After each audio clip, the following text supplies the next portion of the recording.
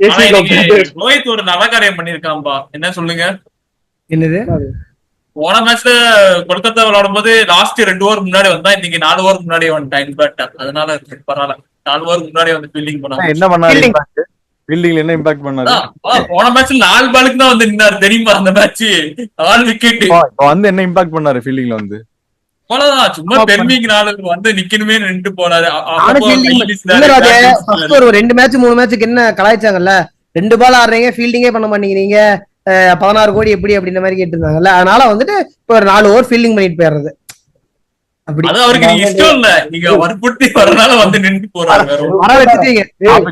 அப்படி போயிட்டு இருந்தாலும் நீங்க என்னடா ரோஹித் சர்மாவெல்லாம் இவ்வளவு மட்டமா பேசுறீங்க?